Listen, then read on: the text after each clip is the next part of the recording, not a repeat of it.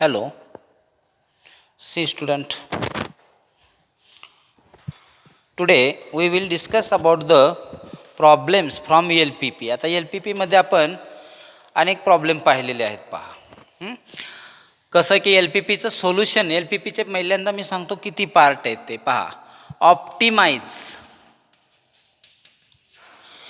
Z equal to P1x plus P2y subject to A1x plus B1y greater than equal to C1 असेल किंवा A2x plus B2y less than equal to C2 असेल. या पद्धतीने ETC इनइक्वॅलिटीज असतील आणि x is greater than equal to 0, y is greater than equal to 0 असा असेल. तर इथे LPPचा हा पहिला पार्ट आहे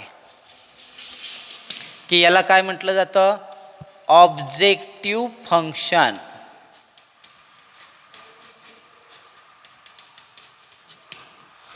त्यानंतर ना हा दुसरा पार्ट आहे, सेकंड पार्ट.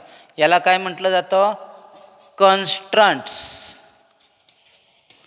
कन्स्ट्रंट्स of LPP. आणि LPPचा तिसरा पार्ट जो आहे ते हे XY आर पॉझिटिव्ह. हा काय आहे, फर्स्ट क्वाड्रंट. म्हणजे बघा, हा पहिला पार्ट, हा दुसरा पार्ट आणि हा तिसरा पार्ट. म्हणजे असे एकूण 3 पार्ट असतात LPP प्रॉब्लेमचे. इथे जे XY दिसत आहेत त्यांना काय म्हटलं जातं, X आणि Y यांना डिसिजन व्हेरिएबल म्हणतात,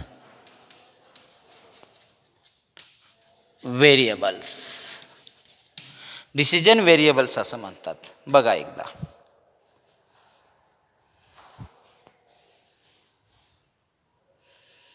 तुमच्या समोर LPP म्हणजे काय हे दिसत आहे, लक्षात घ्या. LPPचे नेचर कसे असते ते पण दाखवलेलं आहे.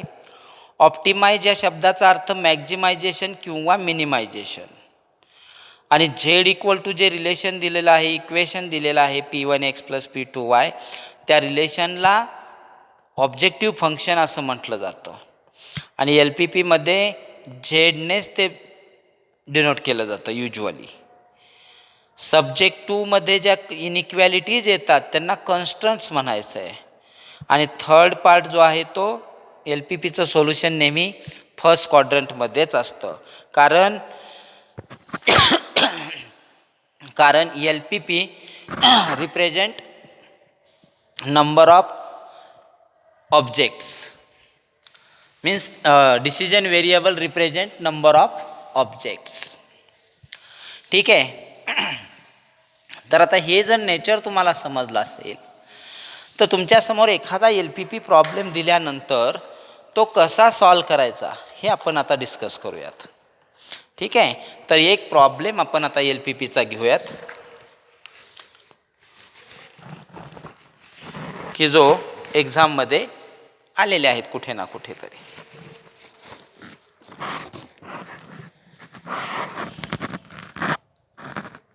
मॅक्झिमाइज, तसे मी मागच्या व्हिडिओमध्ये माझ्या काही तुम्हाला प्रॉब्लेम सॉल्व करून दाखवले सुद्धा आहेत. Maximise Z equal to 3x plus 2y, Z equal to 3x plus 2y subject to x plus y less than equal to 3, minus 2x plus y less than equal to 1. आणि त्यानंतरनं x is greater than equal to 0, y is greater than equal to 0. पहा, हा problem आपल्यासमोर दिलेला आहे. तर हा problem आता सॉल्व कसा करायचा, बघा 3 पार्ट आहेतच. हे आहे ऑब्जेक्टिव्ह फंक्शन Z, या आहेत कॉन्स्टंट 2 दिलेल्या, आणि हे आहे फर्स्ट क्वाड्रंट. तर तुम्हाला आता हे तिघेही समजले. मग आता लाईन रिप्रेझेंट करायच्या कशा आणि फेजिबल रिजन कसा रिप्रेझेंट करायचा ते आता आपण समजून घेऊयात. तर पहा, फर्स्ट लाईन L1 मग तुम्ही काय करणार आहे, गिव्हन कन्स्टन्स वगैरे लिहिणार आहेत. ठीक आहे. मग आता तुम्ही सुरुवात करताना सोल्युशनची अशी करणार आहेत. पहा, लेट L1 इज काय म्हणणार आहे तुम्ही, x plus Y equal to 3. It means normal form x upon 3 y upon 3 equal to 1. त्यानंतर second, let L2 is minus 2x plus Y equal to 1. आता एक फॉर्म्युला आहे, कोणतीही लाईन असू द्यात, ती जर लाईन ओरिजिनमधून पास होत नसेल तर ती लाईन डबल इंटरसेप्ट फॉर्ममध्ये कन्व्हर्ट करायची आणि त्याच्या मदतीनंच ती लाईन रिप्रेझेंट करायची. मग डबल इंटरसेप्ट फॉर्म म्हणजे काय, तर पहा, ax plus B Y equal to C असेल तर x upon C upon A, म्हणजे कॉन्स्टंटने एक्सला डिवाईड केलं आणि एक्सच्या कोएफिशियंटने त्या सीला डिवाईड केलं, plus Y upon C upon B equal to 1. हा फॉर्म तुम्ही लक्षात ठेवा, डबल इंटरसेप्ट फॉर्म. याच्या मदतीने तुम्हाला प्रॉब्लेम सॉल्व करायचे आहेत, नॉट पासिंग थ्रू द ओरिजिनच्या लाईनसाठी. मग इथे काय होणार आहे, एक्स अपॉन 1 अपॉन -2 म्हणजे -0.5 plus Y upon 1 equal to 1. तर इथे ही लाईन फर्स्ट लाईन मिळाली तुम्हाला, ही लाईन आहे ती, ही सेकंड लाईनचं इक्वेशन मिळालं. दोन लाईनची इक्वेशन्स तुमच्यासमोर आहेत. आता यांचे तुम्हाला ग्राफिकल प्रेझेंटेशन द्यायचं आहे, म्हणजे तुम्हाला लाईन प्लॉट करायचे आहेत आता XY ॲक्सिसमध्ये, XY प्लेनमध्ये. मग पहा, XY प्लेनमध्ये जर तुम्ही लाईन प्लॉट करायला गेलात तर साधारण स्केल काय घेणार आहेत ते तुम्हाला इथं समजतं आहे. तर पहा, निगेटिव्ह एक्स ॲक्सिसला आहे,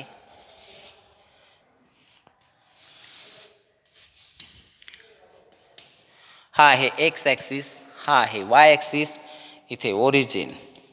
स्केल साधारण 3, 3, 0, 1 म्हणजे 1, 2, 3 घेतलं तरी चालेल. 1, 2, 3, 4, 1, 2, 3, 4. इथे -1, -2, -3.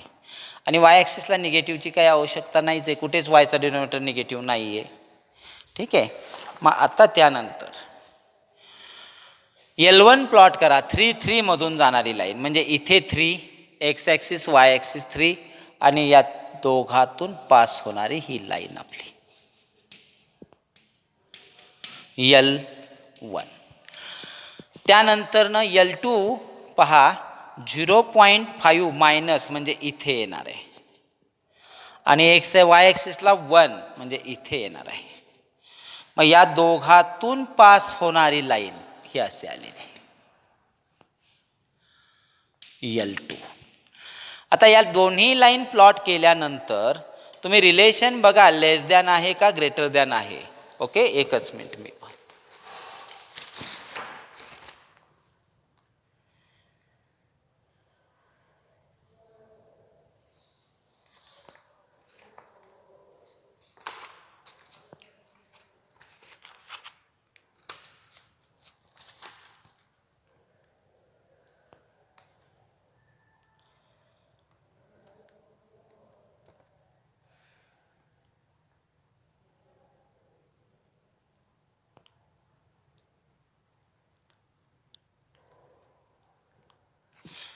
अजून एक इनइक्वॅलिटी आपल्याला त्यामध्ये दिलेली आहे, त्याने तिसरी लाईन एक दिलेली आहे आपल्याकडून, ती राहिली होती, इथं घेऊयात.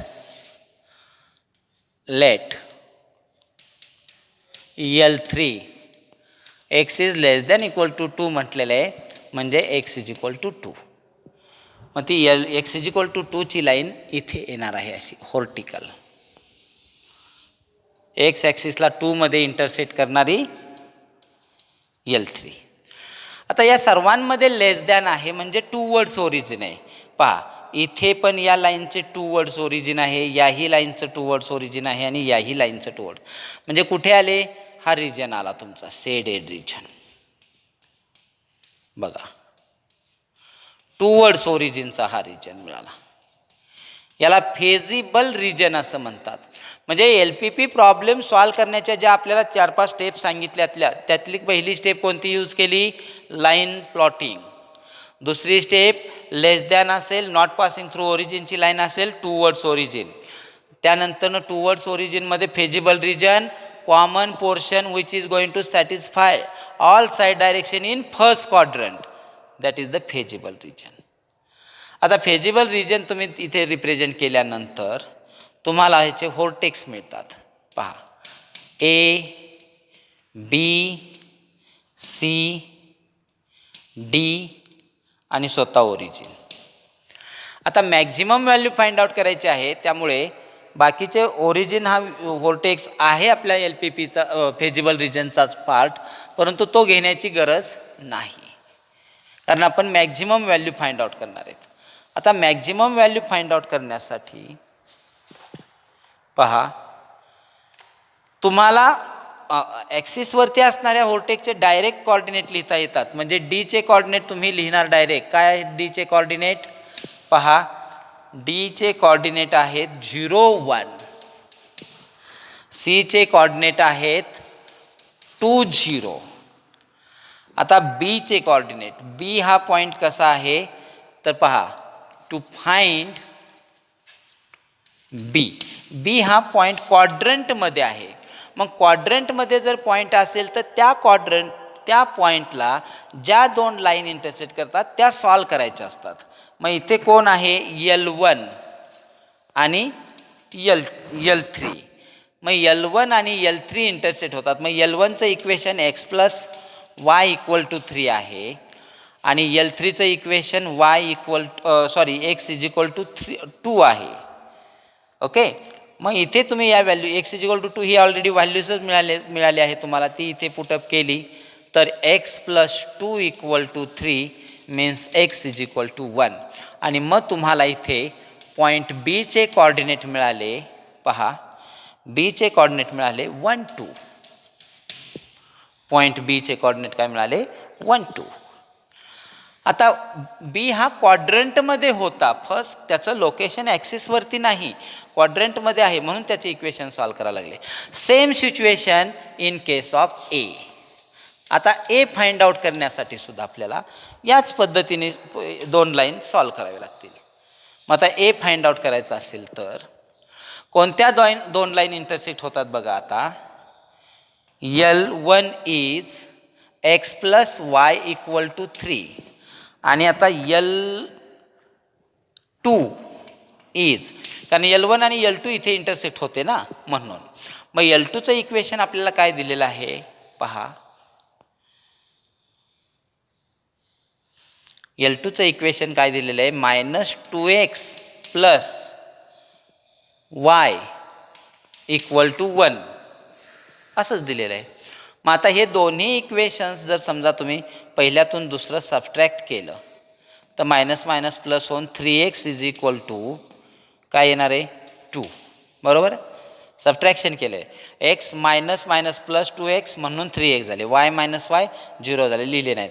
3 - 1 2, म्हणजे एक्सचं आन्सर काय आलं 2/3.